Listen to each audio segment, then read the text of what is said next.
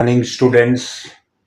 आज आपके सामने video number 10 CUET UG common university entrance test undergraduate important MCQ for entrance exam. Subject है हमारा political science और टॉपिक है international relations and international organisations. इस टॉपिक का first MCQ very important, who among the following country hosted the most recent 12th BRICS summit.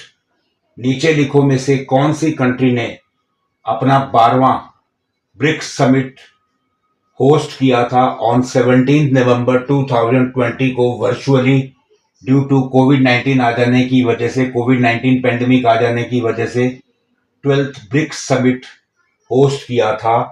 Option A Poland ने, B south Africa, सी India या D Russia. तो 17 नवंबर 2020 को कोविड-19 pandemic आने की वजह से 12th ब्रिक्स समिट जिस कंट्री ने किया था उसका नाम था option D Russia. Question second, how many countries comprises as G20। G20 में कितनी कंट्रीज ने कंप्राइज किया था, कितनी कंट्रियां शामिल हुई थी।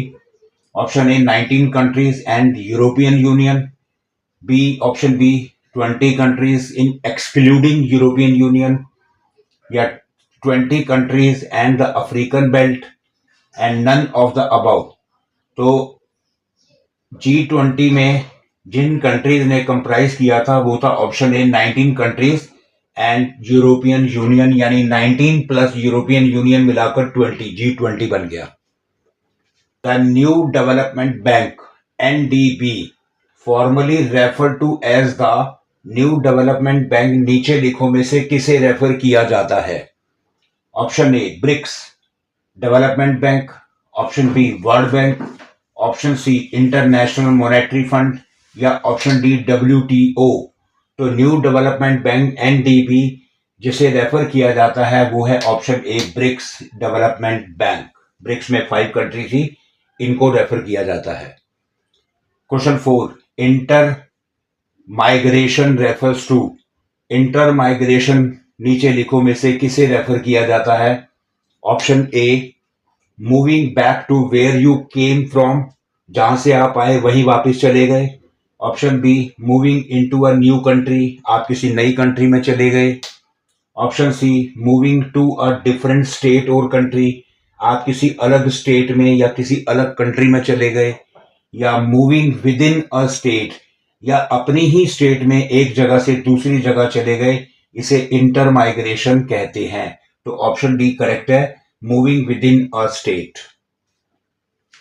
The Bretton Wood system, Bretton Wood एक सिस्टम था, was first system use to control, ये एक पहला सिस्टम था जिसका इस्तेमाल कंट्रोल करने के लिए किया गया था। किस चीज को नीचे लिखो में से कंट्रोल करने के लिए इस्तेमाल किया गया था। Option A the value of money between different countries, अलग अलग कंट्रीज के बीच में वैल्यू ऑफ मनी को कंट्रोल करने के लिए। Option be the political system between different countries के बीच में पॉलिटिकल सिस्टम को कंट्रोल करने के लिए। Option see the social system between different countries के बीच में सोशल सिस्टम को कंट्रोल करने के लिए। या option D none of these. तो ब्रेटन वुड सिस्टम एक पहला सिस्टम था जिसका इस्तेमाल कंट्रोल करने के लिए किया गया था, वो था option A the value of money between different countries, कि अलग अलग कंट्रीज के बीच में वैल्यू ऑफ मनी को कंट्रोल करने के लिए। Question 6, each of the member states, each of the member states of United Nation के जितने भी मेंबर स्टेट्स हैं has how many seats in the general assembly, general assembly में उनको कितनी सीट्स मिलती हैं। Option A 1 seat, B 2 seats, C 3 seats या डी 5 सीट्स। तो जनरल असेंबली में, यूनाइटेड नेशन के जनरल असेंबली में जितने भी मेंबर स्टेट्स हैं उन सबको, हर कंट्री को एक एक सीट मिलती है, only 1 seat. Option A is correct, 1 seat. Which organ as the most powerful organ of United Nation, United Nation का सबसे ज्यादा पावरफुल ऑर्गन कौन सा है नीचे लिखो में से। Option A United Nations International Court of Justice, option B United Nations economic and social council, option C security council, option D general assembly. तो यूनाइटेड नेशन का सबसे मोस्ट पावरफुल ऑर्गन है ऑप्शन सी, सिक्योरिटी काउंसिल। ये correct answer है। Question 8, how many countries are in the United Nations? United Nations में कितनी countries होती हैं? ऑप्शन ए 194, बी 198, सी 193 या डी 197। तो यूनाइटेड नेशन की टोटल मिलाकर 193, ऑप्शन सी करेक्ट है। 193 कंट्रीज इसकी मेंबर है। Question 9, the non traditional security the greatest danger as? Non traditional security के अंडर सबसे बड़ा डेंजर किस चीज का होता है? ऑप्शन ए टेररिज्म, आतंकवाद का। ऑप्शन बी ह्यूमन राइट्स, मानवाधिकार का। ऑप्शन सी ग्लोबल पॉवर्टी, की पूरे वर्ल्ड में गरीबी है, या all of these.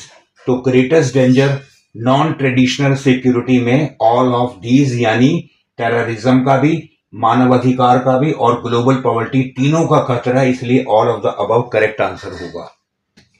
In the traditional security, student मैं आपको बताता हूं ट्रेडिशनल सिक्योरिटी, ट्रेडिशनल मीन्स पुराना और नॉन ट्रेडिशनल मतलब मॉडर्न। तो traditional security the great danger as, traditional पुराने समय में सुरक्षा को लेकर जो सबसे बड़ा खतरा होता था किसी भी कंट्री को, वो क्या होता था? Option A military threats, option B political threats, option C social threats या ऑप्शन डी कल्चरल थ्रेट्स। तो ट्रेडिशनल सिक्योरिटी में आज से काफी साल पहले सबसे बड़ा खतरा ट्रेडिशनल सिक्योरिटी में ऑप्शन ए मिलिट्री थ्रेट्स को लेकर होता था। मिलिट्री ही गड़बड़ कर देती थी, लड़ाई करना शुरू कर दी थी, कंट्री में सिविल वॉर शुरू हो जाती थी। Question 11, the term post modern was first use in world? Post modern शब्द का पहली बार इस्तेमाल कब किया गया था? Option A 1860, option B 1870, option C 1850 या डी 1840। तो पोस्ट मॉडर्न वर्ड को पहली बार इस्तेमाल किया गया था ऑप्शन बी 1870, 1870 में। Question 12, the second wave of feminism the women's liberation movement begin in? जो सेकेंड वेव थी फेमिनिज्म की, उसमें वुमेन को स्वतंत्र कराने की, वुमेन को राइट्स अच्छे से राइट्स दिलवाने की जो मूवमेंट थी वो शुरू हुई थी कौन से ईयर में? ऑप्शन ए 1940, बी 1950, सी 1960 या डी 1980। तो सेकेंड वेव फेमिनिज्म की वुमेन्स लिबरेशन मूवमेंट की जो शुरू हुई थी वो ऑप्शन सी 1960 में शुरू हुई थी। The fourth wave feminism from around 2012, लगभग 2012 के आसपास जो एक फेमिनिज्म की वेव, फोर्थ वेव आई थी, यूज सोशल मीडिया टू, उसमें सोशल मीडिया ने नीचे लिखो में से कौन से मैटर को कवर किया था? ऑप्शन ए सेक्सुअल हरासमेंट को, option B violence against women को, या ऑप्शन सी रेप कल्चर को, या option D all of these. तो फोर्थ वेव फेमिनिज्म की जो 2012 के करीब आई थी उसमें सोशल मीडिया ने ऑल ऑफ दीज, इन सभी चीजों को कवर किया था। सेक्सुअल हरासमेंट को, वायलेंस अगेंस्ट वुमेन के खिलाफ जो हिंसा होती है, और रेप कल्चर को कवर किया था। तो all of these correct answer होगा। Question 14, the first comprise women suffrage movement, जो पहला वुमेन सफरेज मूवमेंट था of 19th and early 20th century का, प्रमोटिंग वुमेन्स, उसमें औरतों को प्रमोट किया गया था। नीचे लिखो में से कौन से राइट्स उनके प्रमोट करने के लिए ये किया गया था? First women suffrage movement, option A political rights, B civil rights, C social rights या डी इकोनॉमिक राइट्स। तो जो first comprise women suffrage movement 19th और अर्ली 20th सेंचुरी में शुरू हुआ था, उसमें वुमेन को पॉलिटिकल राइट्स प्रमोट किए गए थे। पॉलिटिकल राइट्स यानी राजनीतिक अधिकार दिए गए थे कि वो पॉलिटिक्स में पार्टिसिपेट कर सकती हैं। 15, which of the following countries, नीचे लिखो में से कौन सी countries was a part of recently concluded, जो अभी रिसेंटली कंक्लूड हुआ था, P5+1 न्यूक्लियर आर्ग्यूमेंट। नीचे लिखो में से कौन सी कंट्री हिस्सा थी P5+1 न्यूक्लियर आर्ग्यूमेंट का? Option A Japan, B Australia, C India या डी जर्मनी। तो जर्मनी एक हिस्सा था जो अभी रिसेंटली कंक्लूड हुआ था P5+1 न्यूक्लियर आर्ग्यूमेंट का, तो जर्मनी करेक्ट आंसर है। Question 16, which is not a form of national power, नीचे लिखो में से कौन सी नेशनल पावर का फॉर्म नहीं है। ऑप्शन ए social power, military power, psychological power या इकोनॉमिक पावर। तो नीचे लिखो में से जो नेशनल पावर का फॉर्म नहीं है वो है सोशल पावर। बाकी मिलिट्री पावर, साइकोलॉजिकल पावर और इकोनॉमिक पावर ये हिस्सा है नेशनल पावर का, लेकिन सोशल पावर हिस्सा पार्ट नहीं है।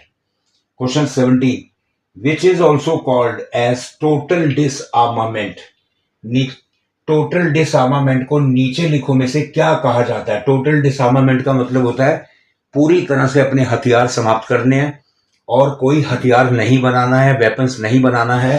तो इसे हम और क्या कह सकते हैं टोटल डिसआर्मामेंट को। Option A qualitative, B quantitative, C general या डी कॉम्प्रीहेंसिव डिसआर्मामेंट। तो टोटल डिसआर्मामेंट को हम कॉम्प्रीहेंसिव डिसआर्मामेंट भी कह सकते हैं, यानी हम पूरी तरह से सभी देश कोई भी हथियार नहीं बनाएंगे ना ही, और जो पुराने हथियार हैं उन सबको समाप्त कर देंगे। Positive peace implies, positive peace लानी हो तो इसका क्या मतलब होता है। Option A a ceasefire, option B stopping the formation of death squads, death squads का जो फॉर्मेशन है उसे रोकना होगा। सी ट्रांसफॉर्मेशन ऑफ रिलेशनशिप, हमें अपने रिश्तों में बदलाव लाना होगा। या option D social construction of war, social construction of war, हमें वॉर के सोशल कंस्ट्रक्शन को रोकना होगा। तो अगर हमें पीस लाना है तो इसका आंसर है option C transformation of relationship. हमें रिलेशनशिप के अंदर बदलाव लाना होगा सभी कंट्री को, सभी देशों को, इससे पॉजिटिव पीस आने की संभावना बढ़ जाएगी। Question 19, neo liberal ideas were first implemented in which of the following country, नीचे लिखो में से कौन से देश में नियो लिबरल आइडियाज पहली बार इंप्लीमेंट हुए थे। Option A West Germany, B East Germany, C North Korea या डी साउथ कोरिया। तो पहली बार नियो लिबरल आइडियाज जो पहली बार इंप्लीमेंट हुए थे वो ऑप्शन ए वेस्ट जर्मनी में इंप्लीमेंट हुए थे। तो students, video number 10 CUET common university entrance test undergraduate, जो बच्चे 12th एग्जाम पास करने के बाद CUET का एंट्रेंस टेस्ट देते हैं, MCQ उनके लिए बहुत फायदेमंद है। हमारा आज का टॉपिक था, सब्जेक्ट था पॉलिटिकल साइंस और टॉपिक था international relations and international organisations. तो आपको अभी इससे पहले भी वीडियो नंबर 9 और 1 से लेकर 9 तक और आज 10 आपको ये सभी पॉलिटिकल साइंस की वीडियोस दी गई हैं। आप इन्हें ध्यान से रिवाइज कीजिए, बहुत इजी है। सारे वर्ल्ड के, इंडिया के, सबके साथ हमारे क्या संबंध है, क्या रिलेशन है, क्या हमारे ऑर्गेनाइजेशंस हैं, किस तरीके से हमारी पॉलिटिक्स काम करती है, ये सब के बारे में आपको MCQ दिए गए हैं। आप इन्हें ध्यान से रिवाइज कीजिए और आप हमारी बाकी वीडियोस देखते रहिए, शॉर्ट्स देखते रहिए। आपको अच्छी लगे तो प्लीज़ उन्हें लाइक कीजिए, शेयर कीजिए और सब्सक्राइब कीजिए। Thank you.